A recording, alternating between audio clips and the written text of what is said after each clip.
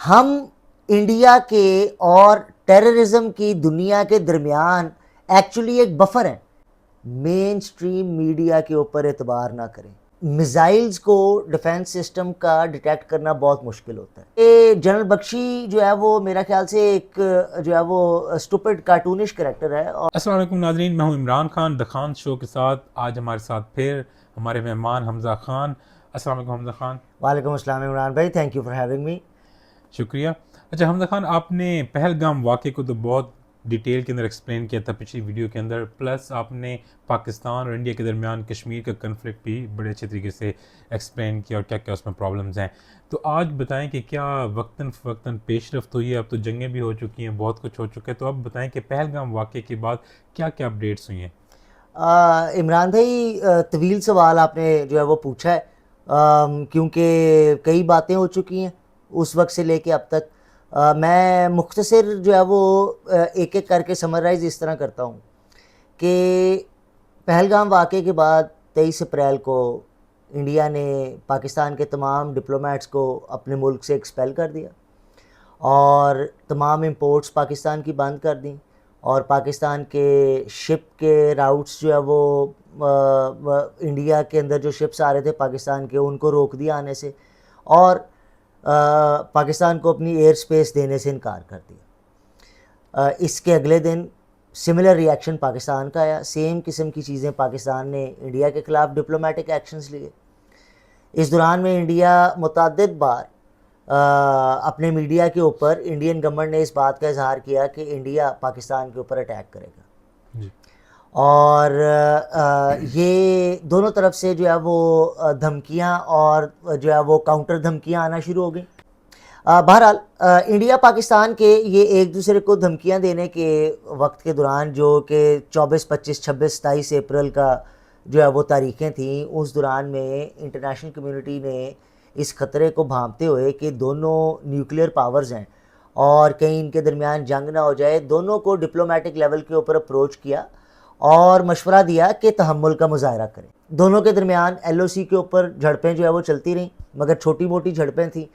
यहाँ तक कि 7 मई को इंडिया ने पाकिस्तान के ऊपर मुतअद्दिद मकामात के ऊपर जो है वो अपने बॉर्डर के अंदर से मिसल स्ट्राइक्स की। अच्छा, अगर किसी मुल्क के ऊपर भी आप मिसाइल फेंकें तो जी, क्या उस मुल्क का डिफेंस सिस्टम भांप लेता है या उसको गिरा सकता है? मिसाइल्स को डिफेंस सिस्टम का डिटेक्ट करना बहुत मुश्किल होता है। एक तो जी। उसकी स्पीड बहुत ज़्यादा होती है, दूसरा वो बहुत छोटा इक्विपमेंट होता है। वो जहाज़ की तरह नहीं होता कि वो आराम से जो है वो नज़र आ जाए। चुनांचे और इंडिया ने जो मिसाइल्स यूज़ किए वो फ्रेंच साख्त के मिसाइल्स थे।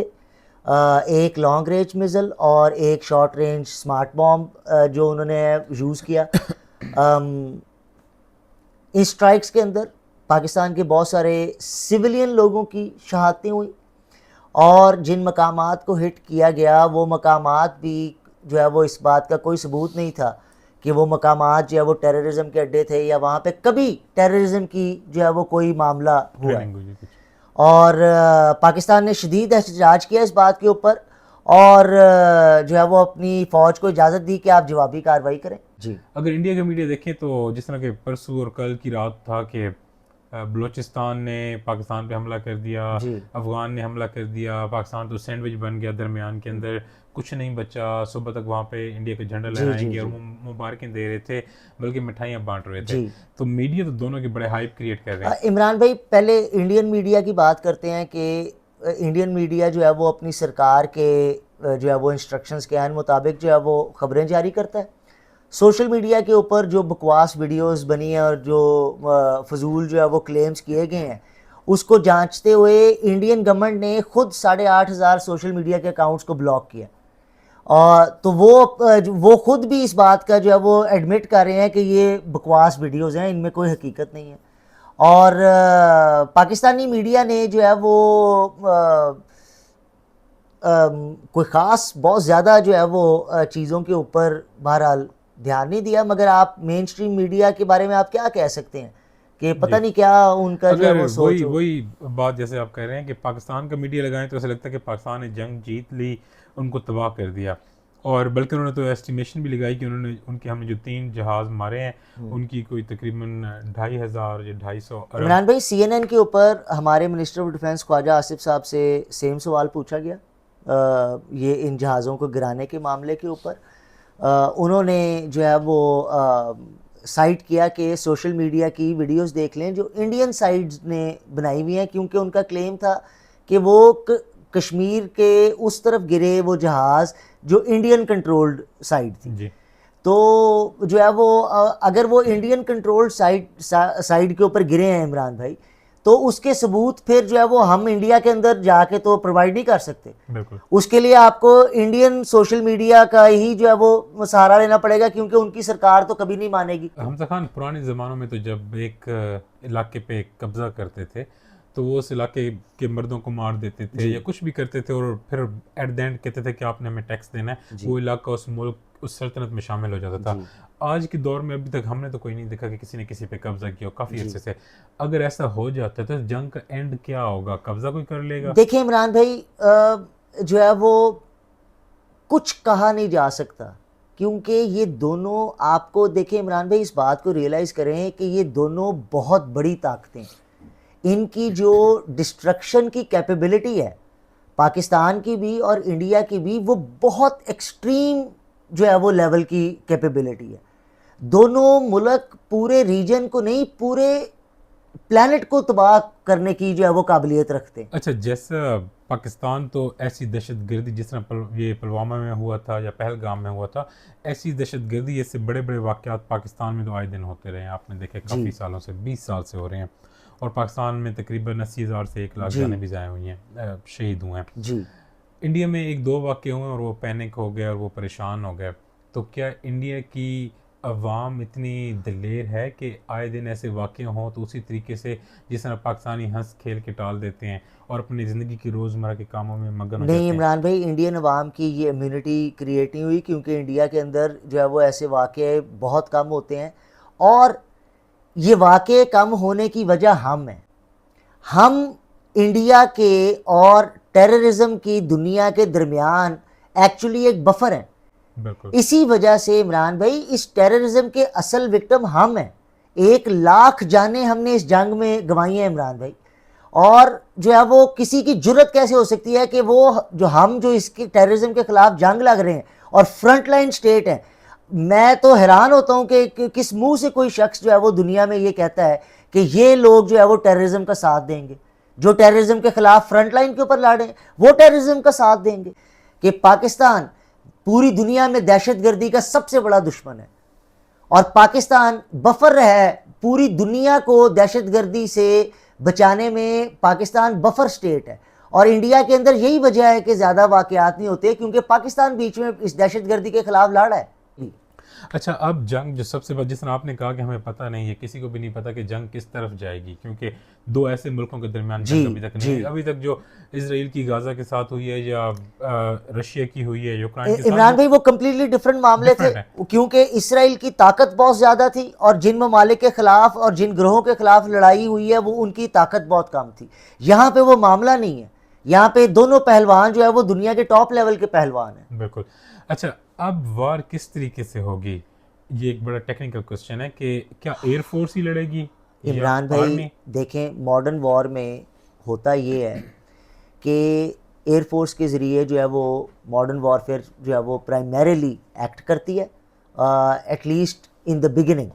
और उसका तरीका ये होता है कि पहले दूसरे मुल्क के जो एयर डिफेंस सिस्टम है ना, उसको जाम किया जाता है, जिसके मुख्तलिफ तरीके हैं, और उसके बाद अपनी एयरफोर्स उस मुल्क में भेजी जाती है और वो पहले जाके उन वेपन्स को जो है वो डिस्ट्रॉय करती है जो कि बाकी एयरफोर्स के ख़िलाफ़ कोई कार्रवाई कर सकते हैं जी।